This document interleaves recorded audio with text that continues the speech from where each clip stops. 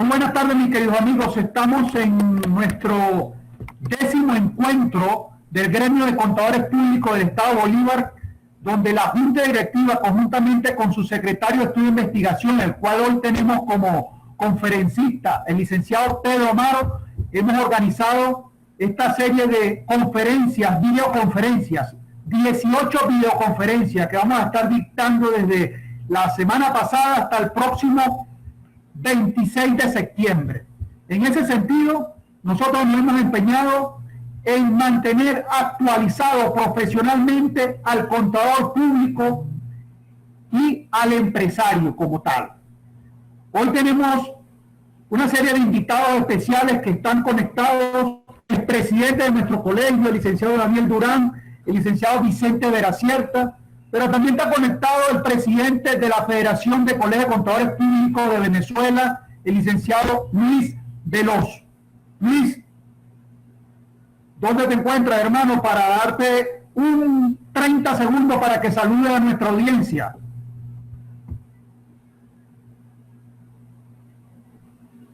Aquí está Luis. Los micrófonos son tuyos. Bueno, no vale, Raúl, muchísimas gracias por la invitación, tanto a ti como a Pedro, que me hicieron llegar esto el día de hoy. Habíamos tratado e intentado hacerlo en otros días, pero lamentablemente la dinámica pues no nos permitía coincidir. Les voy a decir algo: esto de las conferencias virtuales, uno termina una, entra en otra, termina una, entra en otra, uno siempre está con una actividad increíble, y la gente que no lleve agenda de todo esto se pierde la conferencia. O sea, aquí hay que llevar agenda. De verdad quiero darles brindarles un cordial saludo desde acá. He estado ya en varios estados brindando pues mensajes de salutación a todos y cada uno de los colegios.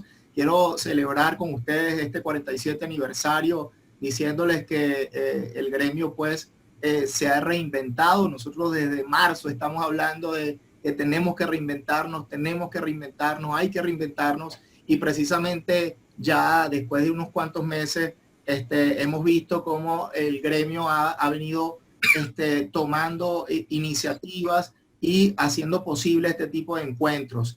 Tener hoy un viernes a esta hora trabajando, vamos a decir, con la gente, con 78 personas en este momento en una conferencia virtual. O sea, esto dice mucho de esa reinvención, porque no solamente son los colegios o la federación, es que el agremiado también tiene la necesidad pues de acudir a este tipo de encuentros y tener la disposición de hacerlo independientemente del horario que se coloque. Claro, siempre en horarios que se pueda conectar, ¿no?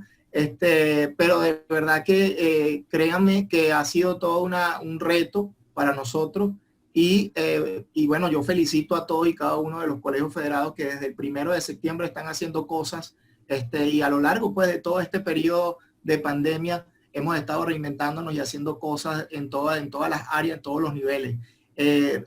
Raúl, Pedro, saludos a Pedro, y que se recupere la salud pronto para tenerlo activo. Otras autoridades que están por aquí, grandes amigos que veo en la lista, que de verdad que yo sé que nada sustituye el visitarlos y hacernos esos encuentros en el salón principal allá en el colegio, ¿no? Allá en Bolívar.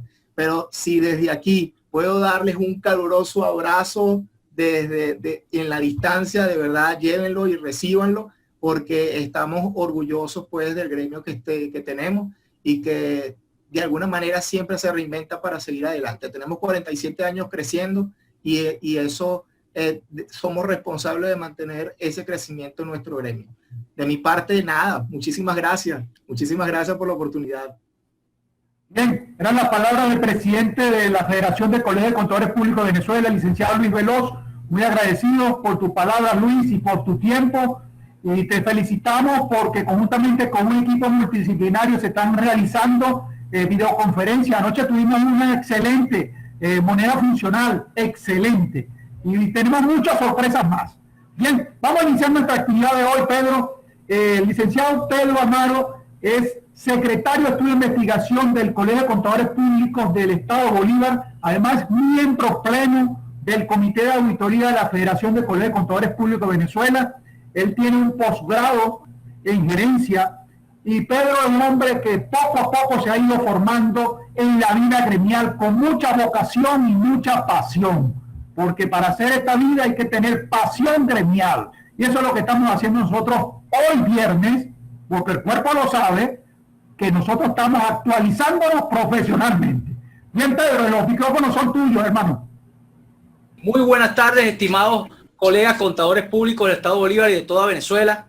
Bueno, agradeciéndoles por todo el apoyo que han venido día tras día con nosotros, acompañándolos en estos encuentros, en estas conferencias, para celebrar el 47 aniversario de la promulgación de la Ley de Ejercicio de la Contaduría Pública. Bien, hoy los hemos convocado para hablar un poco sobre una norma internacional de auditoría, la NIA 265. La NIA 265, comunicación de las deficiencias en el control interno a los responsables de la entidad.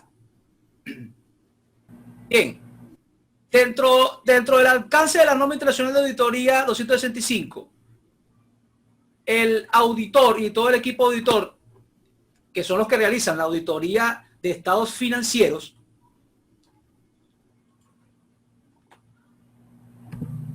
tienen el alcance de comunicarle las deficiencias del control interno a el gobierno corporativo de la entidad y cuando proceda de la dirección como tal. Para comunicar estas deficiencias significativas del control interno, hace falta pasar por un proceso de la auditoría desde la aceptación del encargo de auditoría hasta el conocimiento de la entidad y su entorno. Esta NIA 265 va muy vinculada con lo que son las NIAs que evalúan, identifican y evalúan los riesgos de incorrección material. ¿Qué es la incorrección material? La incorrección material viene siendo la diferencia que existe entre un marco de información, entre los requerimientos de un marco de información financiera aplicable y demás disposiciones reglamentarias a las afirmaciones contenidas en los estados financieros que presenta la entidad, que tiene la premisa de ser responsable de los estados financieros y de que dentro de ella se ejecute un buen control interno, de tal manera de que detecte, corrija y prevenga las irregularidades que puedan haber para que pongan en peligro lo que son las metas o los objetivos de la organización. Siempre va a haber, para poder nosotros hacer este informe, nosotros tenemos que identificar y valorar los riesgos. Tenemos que hacer un cruce entre la NIA 315, que es la identificación y valoración de los riesgos de error material, a través del conocimiento de la entidad, pero también a través del conocimiento del control interno y de las disposiciones legales reglamentarias. O sea que esta NIA no es que viene por casualidad, hay que pasar por un trabajo previo de identificar y valorar los riesgos, conocer cuáles son las respuestas a los riesgos que la entidad tiene a través de sus controles internos y luego aplicar la NIA 330 que tiene que ver con esas respuestas que el auditor, cuando hace la fase de diagnóstico de la auditoría, él la va a tomar y sobre ella aplicará el programa de auditoría sobre las partidas que considera a su juicio profesional de importancia relativa. Entonces, yo identifico y valoro los riesgos y tengo que hacer una planificación conforme a la NIA 300.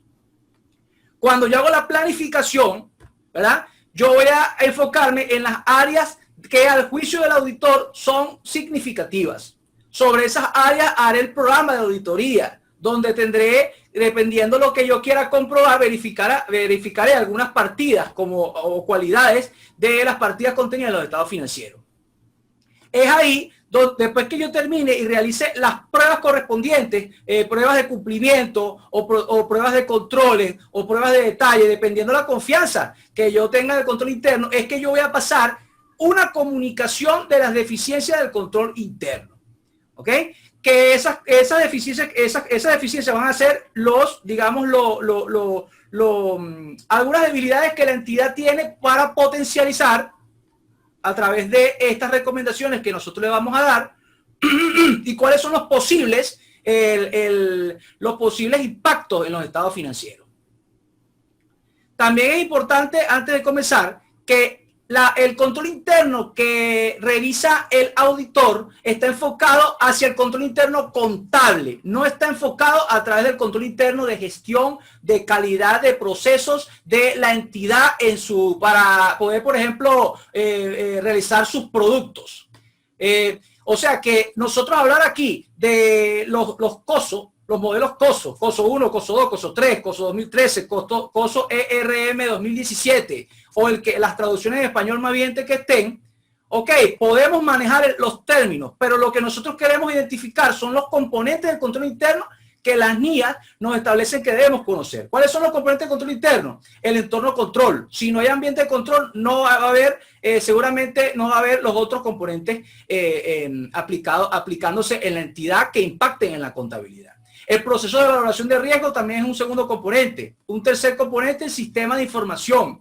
Un cuarto componente, las actividades de control relevantes para la auditoría. Y un quinto componente, seguimiento de los controles. Pueden haber muchos COSOs con más componentes, pero es que la NIA 315 es clara, y con la última traducción 2016-2017, que son estos 5 componentes los que el auditor va a constatar de que se estén cumpliendo para que no afecten de cierta manera las afirmaciones contenidas en los estados financieros. Entonces, eso es para comenzar, ¿no? Bien. Fundamentalmente en el alcance, vamos a tomar en cuenta la responsabilidad que tiene el auditor de comunicar de manera adecuada, o sea, que sea en un lenguaje comprensible, concreto, directo, a los responsables del gobierno de la entidad, las deficiencias del control interno que haya identificado durante la realización de la auditoría. Normalmente las deficiencias de control interno se presentan en la etapa de diagnóstico, en la etapa de planificación, porque después que yo paso, ya cuando yo paso el memorándum de planificación, que yo tengo el control de ejecución, el control de tiempo, ya ahí viene un proceso de ejecución para aplicar pruebas según los objetivos del programa determinado, de acuerdo a la materialidad de los estados financieros, planeada de los estados financieros. También puede suceder que después que aplique pruebas, sobre las partidas no materiales, yo realice procedimientos analíticos porque considere que puedo tener confianza en el control interno y hago procedimientos analíticos. Pero cuando hago procedimientos analíticos, que analizo las tendencias, veo unos picos de información irregulares. Cuando determino a profundidad ese pico, me doy cuenta que pasa algo que no detecté en la etapa de identificación y valoración de riesgo. Por lo tanto, debo, según la NIA 300, replantear, reformular ese planteamiento, y es ahí donde puedo yo conseguir deficiencia de control interno en la etapa ya de ejecución antes del informe de auditoría. Es posible. Dentro del alcance también tenemos, como les había comentado, la responsabilidad de cumplir previamente con las NIAs 315 y 330. 315, conocemos a la entidad de su entorno, identificamos los riesgos y valoramos los riesgos. Después en la NIA 330, evalúo la respuesta de la dirección sobre esos riesgos, veo si son eficientes o no esas respuestas, planteo una evaluación sobre esas respuestas para ver si satisface los criterios generales del marco de información financiera aplicable o disposiciones reglamentarias, y entonces ahí donde el equipo auditor dará las conclusiones. También tenemos como alcance obtener conocimiento del control interno relevante para la auditoría, para posteriormente comunicar esas deficiencias. ¿Cuál es el objetivo? Comunicar adecuadamente entonces a los responsables del gobierno de la entidad las deficiencias del control interno, que según a juicio profesional del auditor tenga importancia suficiente para merecer la atención a ambos. Eso va a ser a mi juicio. Lo que yo considere importante para otro auditor no lo es.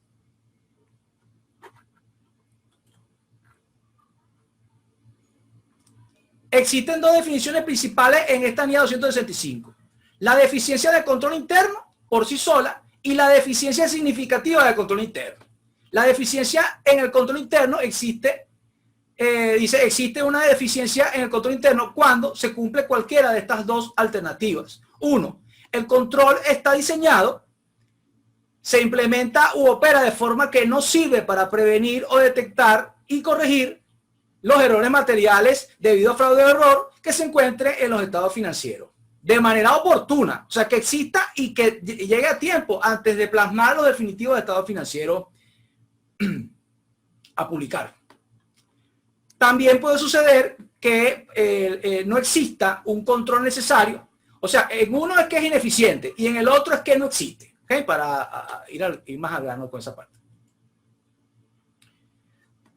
Luego que tenemos el concepto general de deficiencia de control interno, viene la que es significativa, la que llama la atención al equipo auditor que considera que debe informar a la gerencia de la entidad.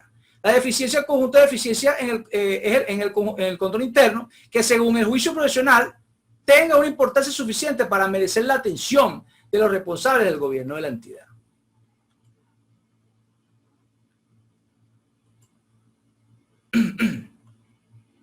Bien, continuando con los requerimientos. ¿Qué nos pide la NIA 265 que realicemos que impacta a el trabajo del encargo de auditoría como tal? Un primer requerimiento es la determinación si se han identificado deficiencias en el control interno. El auditor determinará si sobre la base del trabajo de auditoría realizado ha identificado una o más deficiencias. ¿Cómo lo va a determinar? Discutiendo los hechos o circunstancias relevantes relativos a sus hallazgos con el nivel adecuado de dirección.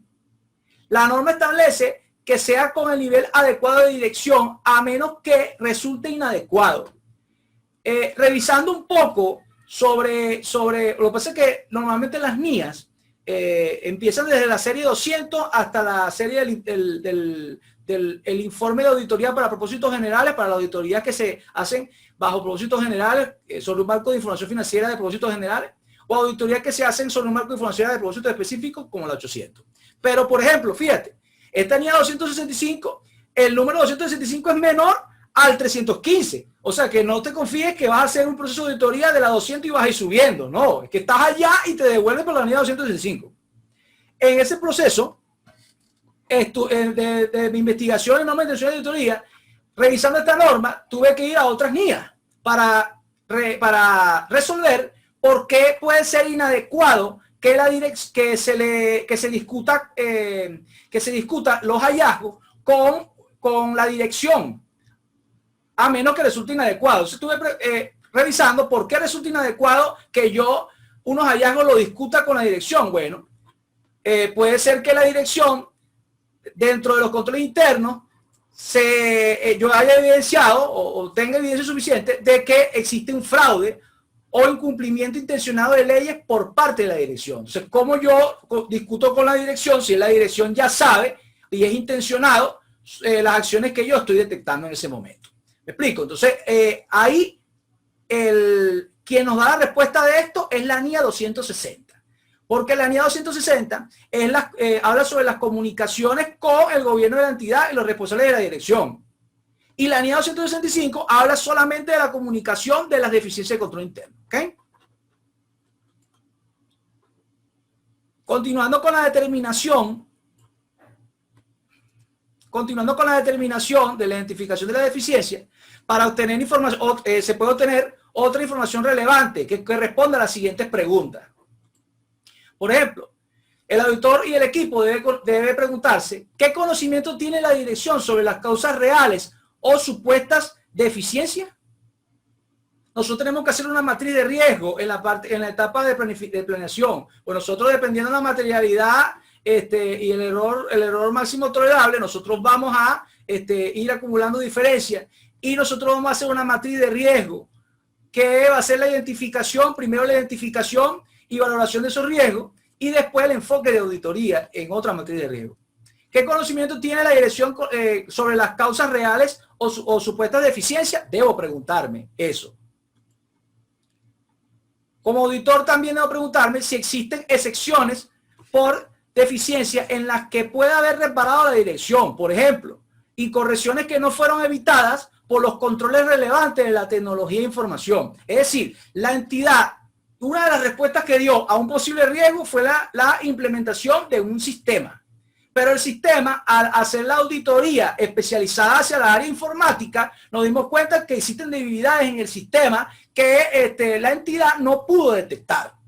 ¿Me explico? O sea, aquí acuérdense que, recuerden que esto es una actividad multidisciplinaria. Aquí hay especialistas tributarios, aquí hay especialistas en marco de información financiera contable, aquí hay especialistas en evaluación de riesgo, aquí hay especialistas en materia laboral y en otras disposiciones para fiscales y legales. Aquí hay especialistas de sistemas, podemos llamar hasta un especialista forense, o sea, la auditoría forense. Entonces, es un equipo multidisciplinario.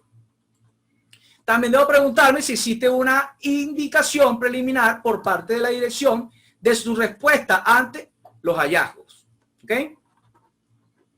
O sea, si ellos ya tienen una respuesta ante los hallazgos. Yo puedo, en la etapa de aceptación del cliente, yo le puedo solicitar a la gerencia que me dé una carta general de los posibles riesgos que ellos hayan detectado. ¿Me explico? Entonces, ahí yo voy a tener ya una idea general de los posibles riesgos que la entidad ya ha tenido ciertas respuestas previas a los hallazgos respectivos que yo realice, ¿no? Por ejemplo.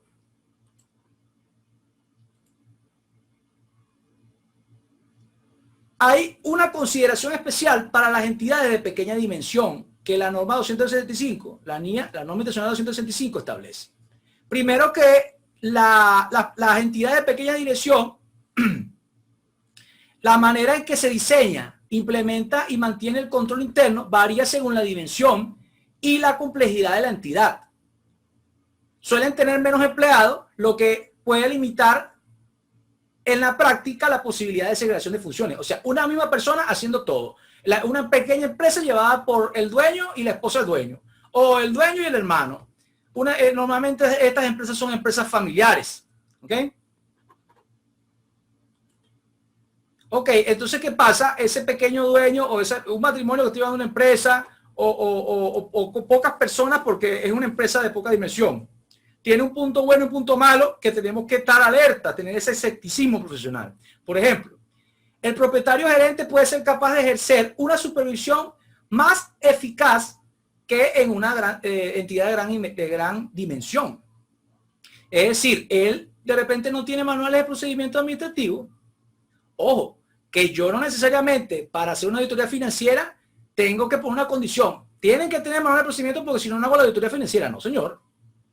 Lo que yo voy a hacer es que si no los tienen, conociendo la entidad de su entorno, antes de aceptar el encargo de auditoría, yo voy a planear que en mi control de tiempo y ejecución incluya la documentación de los controles internos relevantes que formen parte de mi enfoque de la auditoría para las pruebas que yo realice. Pero no significa que yo voy a agarrar porque no tenga manuales de procedimiento, la empresa no está apta para la auditoría. Puede ser una empresa de pequeña dimensión y tenga estas características y puede ser muy eficaz ciertos controles se manejan de manera muy eficaz. Ahora, ¿cuál es el lado del escepticismo profesional que debo yo activar? Que el propietario gerente puede tener más responsabilidades de eludir los controles. Perdón, disculpen. Puede tener más posibilidades de eludir los controles porque el sistema de control interno está menos estructurado. Es decir, si él es el único que está, si él le pide un notariado financiero para los bancos, lo modifica, contrata a alguien, o un corrupto, le firman. O sea, ellos pueden, por ser pocas personas y tener el control total, ellos pueden eludir ciertos controles y sobre todo los controles que tienen que ver con el cumplimiento de disposiciones legales, que son los más delicados. ¿Okay? Bien, otro requerimiento viene siendo las deficiencias significativas en el control interno. Una vez identificadas, el auditor determinará sobre la base del trabajo de auditoría realizado si individualmente o de manera agregada constituyen deficiencias significativas. También es importante recordar que, señalo esta aclaratoria, o recordatorio. Cuando nosotros realizamos el cuestionario de control interno, el que nosotros vimos en la universidad de toda la vida, por cada cuenta, muchas preguntas cerradas, sí y no, y comentarios. Normalmente, cuando un cuestionario, una pregunta cerrada, tiene respuesta no, normalmente es que los controles no se están cumpliendo. Por ejemplo, ¿están autorizados los pagos? No, ay papá. Si no están autorizados los pagos, entonces dame el comentario. Yo tengo que documentar en mi sistema de control de calidad el documentario respectivo. ¿Qué pasa cuando dice no autorizados los pagos? Que ya de manera individual se va generando una posible deficiencia de control interno que va a ir al informe de deficiencia significativa del control interno, según esta NIA 265. Es más, al final de esta presentación vamos a ver un informe propuesto que leyendo la norma internacional de auditoría con lo viejo que estaba por ahí, hice un informe, digo informe propuesto porque la NIA 265 no tiene este informe, ¿ok? La NIA 265 no tiene este informe. Entonces, si no lo tiene, yo busqué manera de para esta presentación, hacer la propuesta respectiva. Entonces, ya saben, cuando dice no el cuestionario, entonces genera automáticamente un activador de que es una potencial deficiencia significativa. Pueden existir deficiencias significativas aunque el auditor no haya identificado errores materiales debido a fraude o error, que serían las incorrecciones, lo que llaman normalmente incorrecciones. Se tomará en cuenta la probabilidad de que se pueda producir y cuál será esa posible magnitud de esa incorrección en el futuro. O sea que una cosa es que estén generando en la contabilidad errores materiales y otra cosa es que al yo detectarlas no me estén dando errores materiales, pero sí posiblemente en el futuro sí me puedan dar errores materiales. Por lo tanto, puede ser que a mi juicio profesional, si no ha estado previamente informado a la alta dirección, a pesar de que sea una deficiencia del control interno no significativa, la puedo utilizar para acumular la información que necesito para el informe de la NIA 265, que es un informe de control interno. Ojo, es un informe de hallazgo de control interno, no es un informe de opinión de control interno. No es el informe final de auditoría que utilizamos para la opinión de los estados financieros. Es un paquete donde va, o sea, las NIAs tienen mínimo, o sea, al final tengo que tener el informe de la opinión sobre la razonabilidad o el marco o el cumplimiento de un marco de información financiera aplicable, ya sea limpia, modificada, adversa o atención de opinión, pero también debo dar los hallazgos, que ahí le va a tocar a la entidad tomarlos, ¿ok? No es una opinión.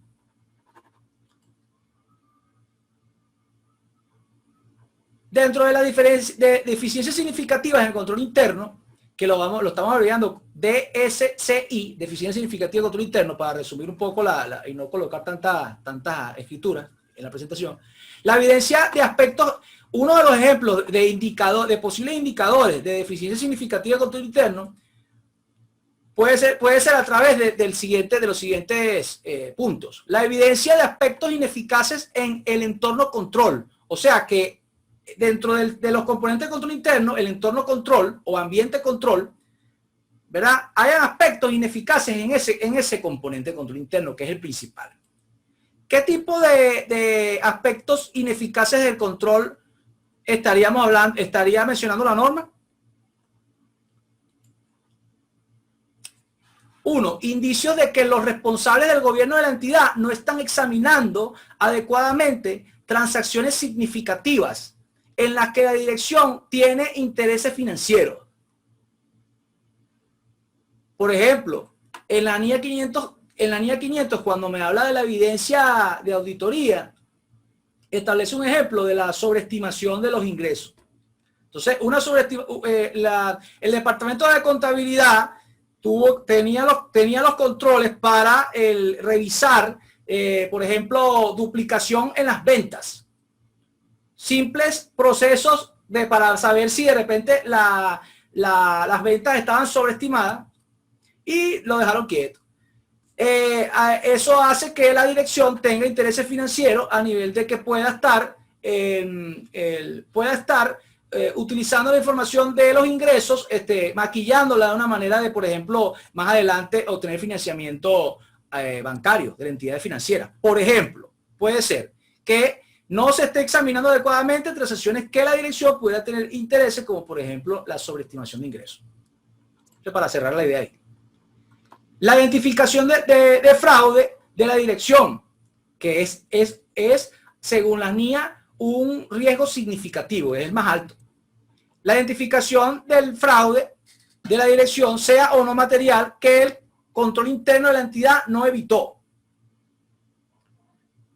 Y esto normalmente se da también en la de pequeña dimensión. Lo que pasa es que tenemos la costumbre de que normalmente la entidad, los accionistas de la entidad sienten que son dueños de la entidad. Entonces, si la entidad hace una venta y llega un dinero, dame que hace dinero, fulanita, sacan el dinero a los socios. Entonces, ahí siempre después no retorna el dinero. Hay ciertas cuestiones ahí, incluso también con los activos de la malversación de los activos en la entidad.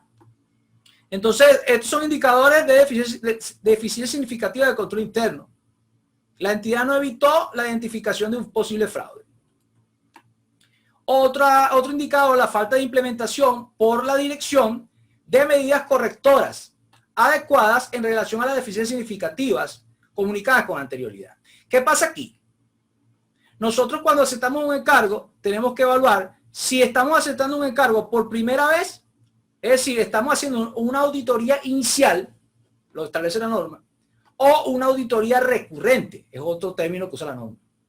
Con la auditoría inicial es cuando tú no has auditado nunca esta entidad, estás en el proceso de conocimiento de la entidad, no vienes de auditorías anteriores. La recurrente es que tú el año pasado la auditaste y este año también auditaste. Normalmente se estila que un equipo de auditoría en una entidad trabaje 3, máximo 5 años con la entidad. Incluso, pero siempre evaluando el sistema de control calidad para saber si hay, por ejemplo, conflicto de intereses o cosas así. Son cosas que de la firma de control de calidad las implementa, pues. Entonces, ¿qué pasa con esta auditoría? Que así como yo voy a pasar este año el informe de la NIA 265 basado en los hallazgos de control interno, donde voy a colocar las deficiencias y cuáles son los posibles impactos en los estados financieros basados en esos controles, en esas deficiencias de los controles, yo lo voy a hacer el año que viene también. Entonces, hay un proceso incluso en la planeación de auditoría, que en mi calendario de ejecución, yo el equipo auditor, debo colocar el seguimiento de ese tipo de deficiencias de auditorías anteriores. Incluso se estila que este tipo de informe mínimo se pase 2 veces al año y se estila que antes de emitir el definitivo se coloque un borrador, sea consultado por la gerencia y el sistema de control de calidad de la auditoría, del equipo auditor, de la firma auditoría, documente cuáles fueron los comentarios de la gerencia en función a los hallazgos que tú previamente discutiste antes de emitir el definitivo. Entonces, cuando no hay medidas correctoras, hay un seguimiento, bueno, volvemos a repetir dentro en el listado de la deficiencia significativa de control interno, lo volvemos a repetir hasta que lo corrijan, pues.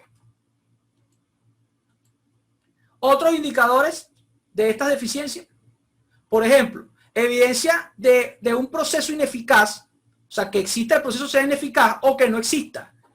Un proceso ineficaz o inexistente de valoración de riesgo por la entidad cuando en condiciones normales se hubiese identificado y establecido algo básico, pagos no autorizados. O sea, mínimo, no, mira, una persona puede no saber leer ni escribir, pero por lo menos sabe que plata ajena hay que pedir autorización para sacar los pagos. Entonces, cuando el equipo auditor detecta que controles internos simples, que no necesitan ni siquiera documentaciones manuales, no se están cumpliendo, eso es algo significativo y que me orienta a tener ese escepticismo profesional de decir, ay, si eso está pasando aquí en lo más básico, ¿cómo será para todo lo demás? ¿Okay? Otra cosa, otro indicador, la reformulación de los estados financieros publicados anteriormente, con el fin de reflejar la corrección de una incorrección material debida a fraude o error que se haya detectado en la auditoría. Dentro de algunos ejemplos que da la norma internacional, da la parte de reexpresión. Dependiendo del marco de información financiera, la reexpresión será llevar a moneda comparativa, ¿verdad? A valores corrientes, ¿verdad? Sobre el periodo del cual se informa, una información ajustada por los efectos hiperinflacionarios, dependiendo de la economía hiperinflacionaria del país. ¿Okay? Eso puede ser un error entre tantos. Evidencia de que la dirección no es capaz de supervisar la preparación de estado financiero. Digamos que puede tener un organigrama estructurado donde hay distintos eslabones de la cadena de mando, pero resulta que el organigrama no refleja la realidad de la entidad. Cuando conocemos la entidad y su entorno, vemos que el poder existe una sola persona que es la que manda y es la que tiene el poder centralizado, pero esta persona está ausente y no supervisa. Nos damos cuenta en el conocimiento de la entidad que esto está ocurriendo. Por lo tanto, hay evidencia de que la dirección no es capaz de supervisar la preparación de los estados financieros. Aparte que si los estados financieros requieren, por ejemplo, la reexpresión y la entidad es responsable de esta presentación según el marco de información financiera aplicable, la entidad debe entonces tener, por ejemplo, si es una entidad mediana, una pyme, debería tener un sistema después que se realizan todas las transacciones de manera de valores nominales, hacer el control, pasar por un sistema interno, un circuito de información donde me exporte los estados financieros reexpresados. Porque es premisa de la auditoría de que la entidad sea responsable de los estados financieros. A veces ocurre que cuando nosotros ofrecemos el servicio de auditoría, nos dan un estado de resultados y un estado de situación financiera y más nada, y averíguatela. Y lo más que te puedo dar es la nota del año anterior. Entonces, en ese caso, nosotros tenemos que tener mucho cuidado, porque nosotros no podemos ofrecer un servicio de ajuste por inflación y de elaboración de nota a la par, o sea, sumándole, que vamos después a opinar sobre eso. Entonces, nosotros tenemos que tener mucho cuidado. Lo que podemos hacer es, mira, la firma fulana de tal, tienen una credibilidad importante en la zona, ellos te pueden hacer esos estados financieros, hacer la reexpresión y hacer los papeles de trabajo y las mediciones posteriores respectivas para llevar a valores corrientes sobre el periodo que se informa, una información a como lo pide el marco de información financiera aplicable. Pero yo no lo puedo hacer. Y las pequeñas entidades tienen esa costumbre. Que el auditor haga eso, ¿ok? Ten mucho cuidado ahí con eso. Todo eso son deficiencias significativas de control interno. Bien, otro requerimiento viene siendo la comunicación de deficiencias. La comunicación de deficiencias en el control interno. Okay. Que ya viene siendo lo que queremos ver, pues. El auditor comunicará los responsables del gobierno.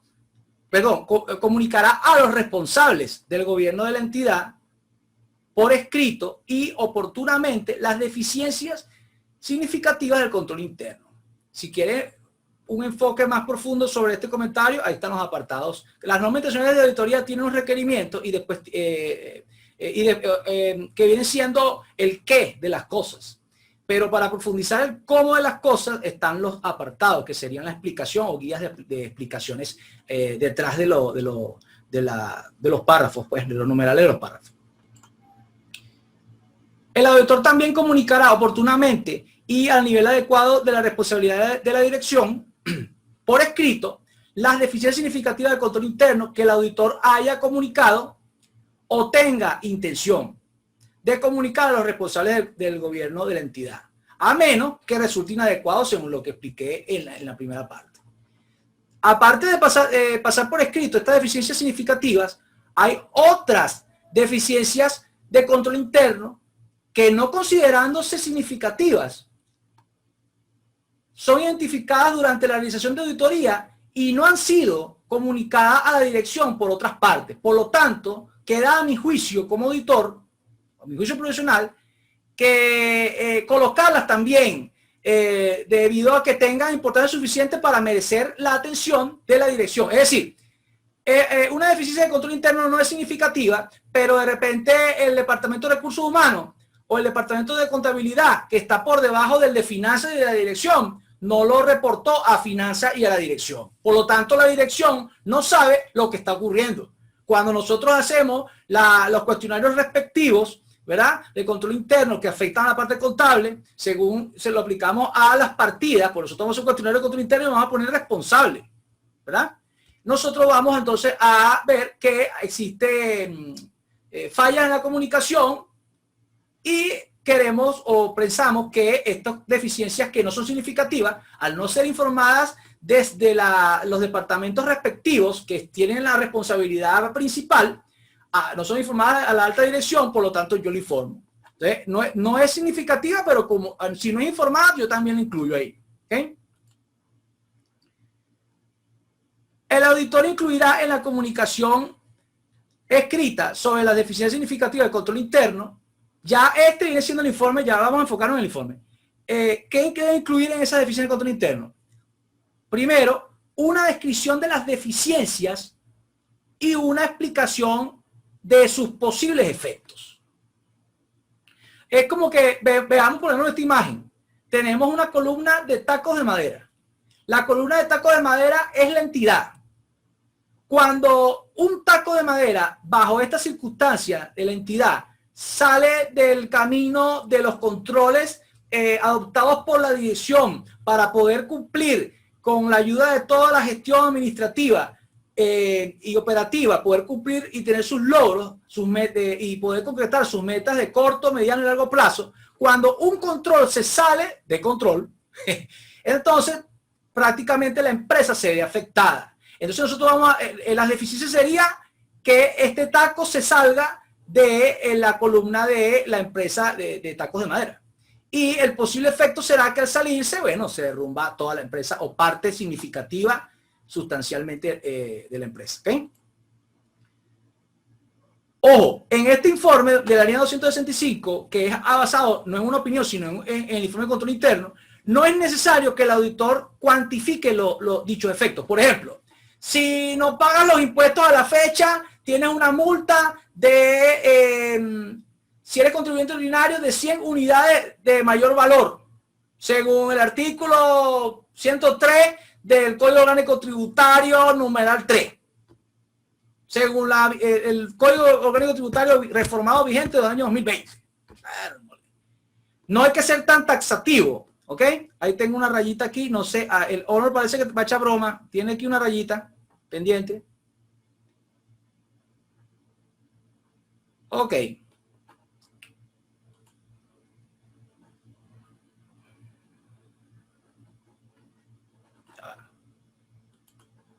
Que no lo quiero dejar pasar.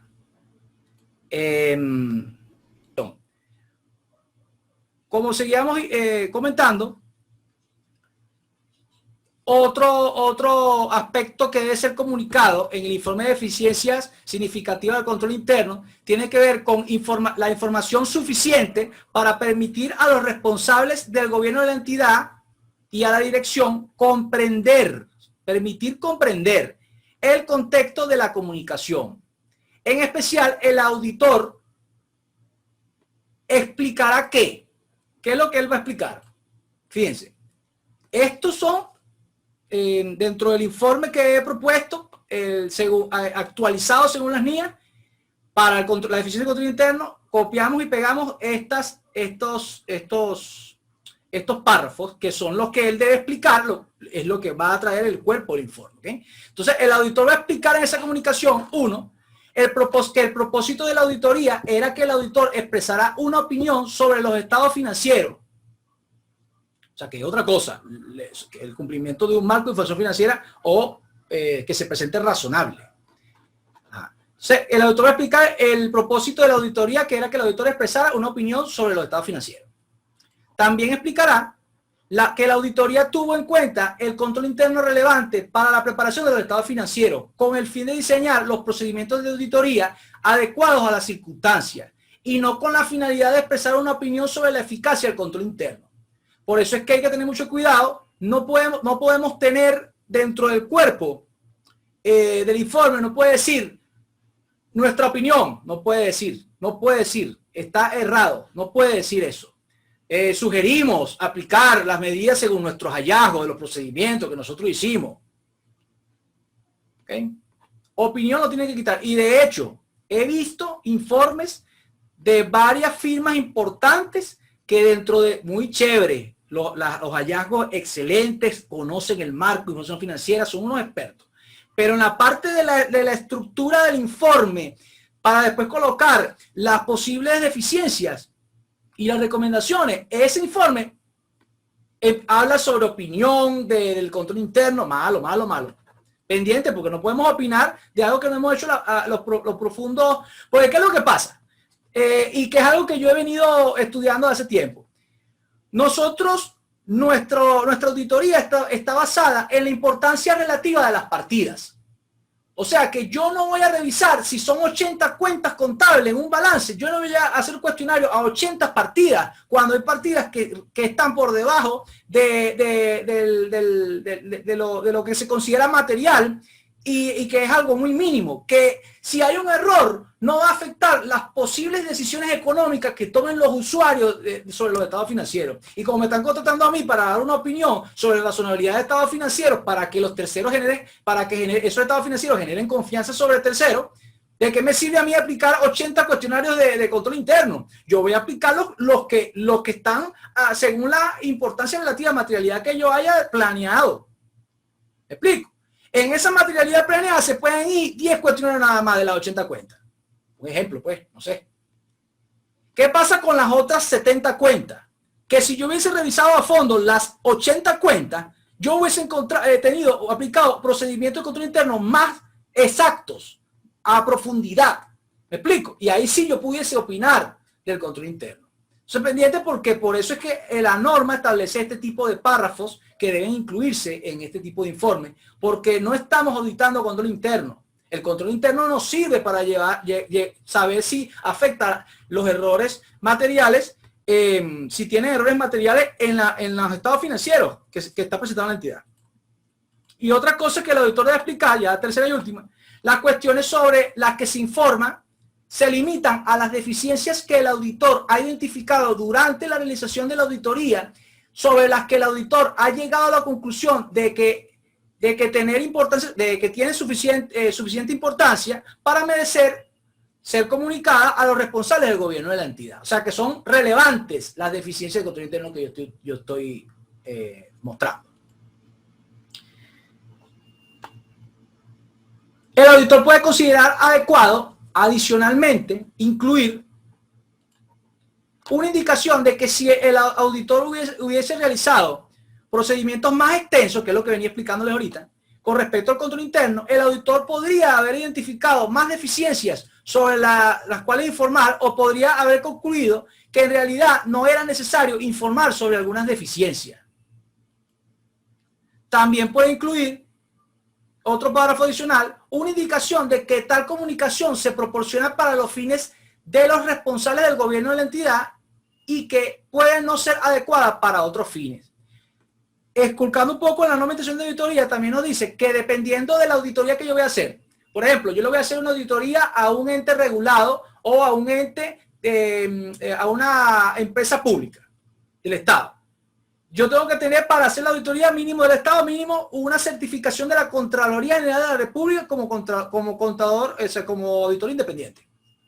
Pero si la Contraloría con sus normas establece que yo debo pasar que de esta ANIA 265, yo debo emitir un duplicado o una copia para la Contraloría General de la República, el auditor, las normas de auditoría establecen que si en la jurisdicción aplica ese tipo de condiciones, el auditor tiene que acogerse a ella y tiene que, en la estructura de la ANIA 265, para el informe de la deficiencia de control interno, tendrá que mencionar al ente respectivo donde se le va a dar una copia. Entonces, en esta parte donde dice que puede no ser adecuado para otros fines, aquí podríamos utilizar un párrafo donde incluimos que una copia de ella se emitirá a la Contraloría General de la República del primero se pasa a orador, del definitivo se le pasa a la Contraloría General de la República. Por ejemplo, si es una pyme, no va a tener ese tipo de regulaciones.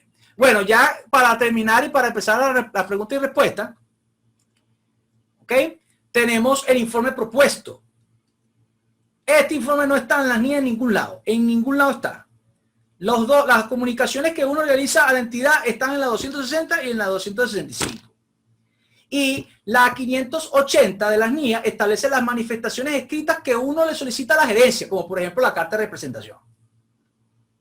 pero este informe no está en ningún lado. Entonces, esto sería un híbrido de lo que yo he visto que las firmas hacen y para esta presentación me tomé el tiempo para prepararla que se adapte a los requerimientos de la NIA 265. Sería algo así como el informe de la NIEA 3000, de informe de encargo de aseguramiento, que no está en la NIA. No está. Estas son los párrafos, deben contener esto, porque no está el modelo. El modelo está en la NIA 700 de informe de opinión de auditoría, pero en la de encargo de aseguramiento no está. Hay que fabricarlo, hay que analizarlo. Entonces, este sería mi análisis un poco sobre el tema. Nosotros, la firma Malo Franco y Asociado, el 18 de abril del año 2018, se dirige a la empresa Ejemplo. Estimados señores, este sería uno que ustedes pudiesen utilizar. Si no lo tienen y tienen este, yo creo que vamos bien. Y ese precio más. Como parte de nuestro trabajo relacionado con el examen de los estados financieros de la empresa Ejemplo, para el periodo finalizado el 31 de diciembre de 2017, hemos efectuado una evaluación del sistema de control interno de la compañía, así como la evaluación del cumplimiento de las obligaciones legales, tal como lo requieren los procedimientos establecidos por las normas internacionales de auditoría. Ve que el informe no es de opinión de auditoría.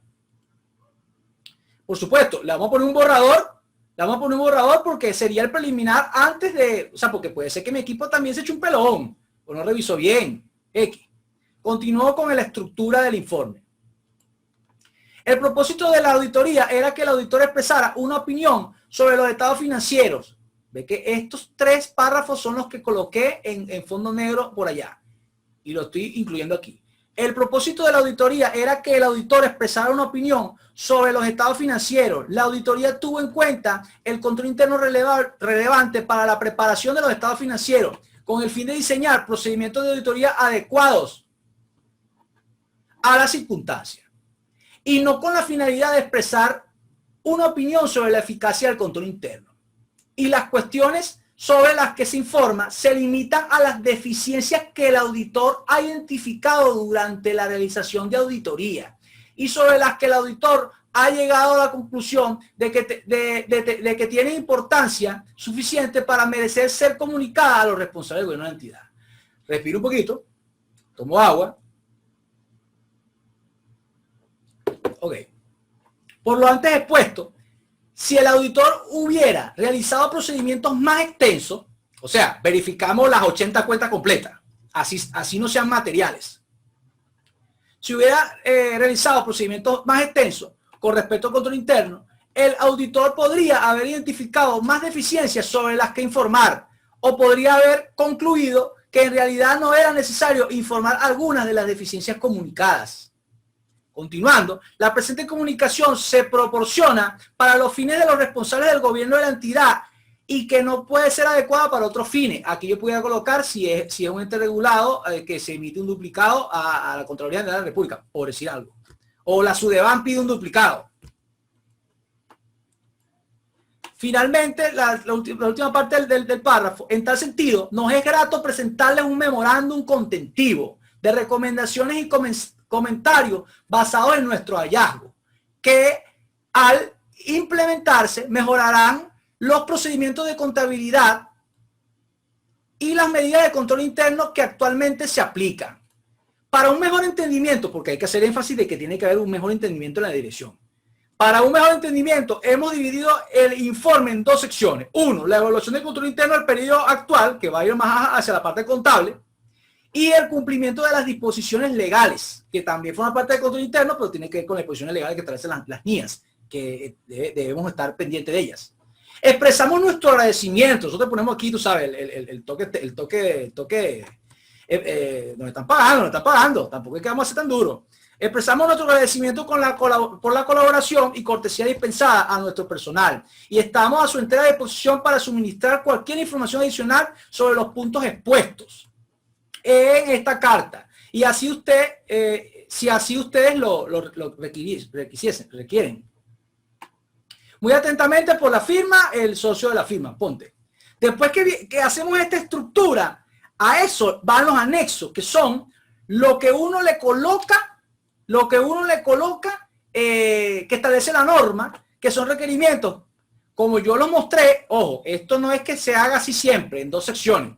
Así es que lo he visto que las firmas lo han hecho y me ha parecido buena idea, pues. Porque en la sesión 1 yo me voy más al control interno contable, al devengo, entre otras cosas, las mediciones posteriores, otras cosas a nivel de cómo afectó el control interno, la forma en cómo midieron, reconocieron, midieron y revelaron la información según el marco de información financiera aplicable. Y después en el cumplimiento de disposiciones legales me voy al control interno, pero de las disposiciones legales, si declararon o no tales impuestos, si omitieron, si retuvieron más y enteraron menos, y eso genera un conflicto o puede generar una contingencia fiscal, entre otras cosas. Entonces, ¿aquí qué sería? ¿Cómo se colocaría? Se colocaría cada una de las deficiencias y posibles efectos. Ojo, yo he visto aquí que para no darle tan duro a la empresa, le ponen aquí aspectos a mejorar. ¿Me explico? O sea, para tú no darle tan duro, pues si tú vienes de allá arriba diciendo deficiencia, te van a matar, te corres peligro de vida. Entonces, aquí le coloca aspectos a mejorar. Puede ser, también se usa. Entonces, aspectos a mejorar, los pagos no están autorizados. Recomendaciones, hacer un control interno debido para que se hagan autorizaciones de los pagos X, ya. Comentario de la gerencia dirá aquí si está de acuerdo, si no está de acuerdo. Esto es para el sistema de control de calidad, ¿ok? En el cumplimiento de las disposiciones legales, los entrenamientos de los impuestos que pueden generar ciertas infracciones, ciertas multas, las recomendaciones que se acojan a las leyes respectivas y los comentarios de la gerencia, ¿ok? Usted, dependiendo del asunto adecuado del tema, según lo que usted es experto, según lo que usted haya visto en la auditoría, es donde usted va a ir incluyendo uno a uno los distintos tipos de aspectos a mejorar o deficiencias y posibles efectos. Para no irme así tan, no va a decir ninguno, vamos ya para terminar a dar dos. Uno para la evaluación del control interno actual, para que se vea de dónde sale. ¿Ok? Fíjense. Aspectos a mejorar, pues, deficiencia y posibles efectos.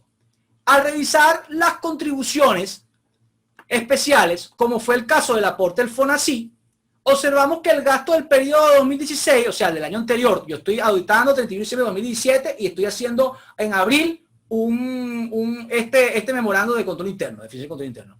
Entonces, observamos que el gasto del año 2016 de 8 millones fue reconocido en el periodo siguiente. O sea, que cuando yo voy a revisar los gastos de FONACYT el año pasado, registrado este año. ¿Sí? ¿Sí? El marco contable establece que debo procurar el devengo contable de las transacciones, así sean pagadas o no. Deben registrarse cuando ocurrieron. Entonces, sería lo que impacta el control interno al marco de información financiera aplicable. Fue reconocido en el periodo siguiente. Para el ejercicio finalizado el 31 de diciembre de 2017, el aporte estimado de 15 millones no fue reconocido, sino en el 2018. O sea, en enero, cuando revisamos, estamos por hacer la opinión de auditoría en abril del año 2018 sobre el cierre de 2017. En hechos después del cierre, vimos en febrero del año 2018, ese sería para los primeros, para el segundo semestre, para el segundo trimestre. Estaríamos hablando de los primeros días de abril. Los primeros días de abril, cuando hicieron la declaración del año pasado. Continuando con la explicación, esta política contable de registro y conocimiento del gasto no es la adecuada, ya que los principios de contabilidad se debe reconocer el gasto en el ejercicio que corresponda, independientemente si se ha pagado o no. Para el caso de las contribuciones especiales, como es el caso de FONACYT, FONA, Deporte, etc., se establece la base de cálculo para estimar la provisión del aporte del ejercicio. Para el caso del FONACYT, son los ingresos brutos de ejercicio y los aportantes deberán presentar la declaración y realizar el pago del aporte durante el segundo trimestre del periodo segundo trimestre posterior al cierre del ejercicio económico. ¿Cuál sería la recomendación? Reconocer los gastos de las contribuciones especiales en el ejercicio correspondiente, según el marco de información financiera aplicable, bla, bla, bla, bla. Ese sería un ejemplo que le puedo dar de evaluación de control interno más hacia lo contable. Luego tenemos aquí el de cumplimiento de las disposiciones legales. Por ejemplo, para aquella época se hacía la declaración estimada de rentas para los contribuyentes sujetos a pasivos especiales en 6 porciones. La declaración estimada de impuestos sobre la renta es uno de las deficiencias y posibles aspectos a mejorar. El caso dice así: el primer y último pago de la declaración estimada el 31 de marzo de 2017 fue presentado fuera de la fecha pudiendo originar multa de 100 unidades tributarias por cada atraso según el Código Orgánico Tributario. Le coloco aquí, ahora es en unidad de mayor valor, por si acaso no me vayan a, tú sabes. Entonces uno le coloca aquí que cuando uno hizo la revisión, uno según el calendario de sujetos pasivos especiales, vio la fecha que le tocaba declarar versus la fecha que declaró. Entonces ahí uno va acumulando las deficiencias de control interno que de manera individual se van generando y que al acumularse demasiadas forma parte de las deficiencias de control interno relevantes a mostrar en los informes. ¿Qué se recomienda? Efectuar los pagos según el calendario de contribuyentes especiales emitido por el CENIAT, Servicio Nacional de Administración Aduanera y Tributaria. Bueno, y aquí les termino diciendo que ¿dónde podemos encontrar al auditor que confirmó las notas? Repito, ¿dónde podemos encontrar? No le vaya a pasar que cuando vayan a hacer este informe le vayan a hacer haciendo la auditoría al capo, a Chapo Guzmán o a Juan Pablo Escobar de la época del nuevo milenio, y entonces se metan ustedes en un apuro. Por eso es que antes de hacer todo este tipo de encargos de auditoría, que son prácticamente proyectos de una complejidad significativa, porque requieren inversión, tiempo, recursos, planeación, nosotros debemos, antes de aceptar el encargo de auditoría, saber a quiénes le vamos a hacer estos encargos y evaluar la procedencia del cliente. Entonces, bueno, muchas gracias. De verdad que para mí ha sido un placer haber hecho esta presentación y un compromiso el poder estar aquí con ustedes el día de hoy, de manera de presentarles un poco lo que he venido haciendo, lo que he venido estudiando y lo que he venido haciendo incluso desde el Comité de Auditoría de la Federación. Aquí están mis coordenadas, bueno, mi teléfono y mi correo. Estoy entonces abierto a cualquier tipo de comentarios, a cualquier tipo de preguntas. Muchísimas gracias.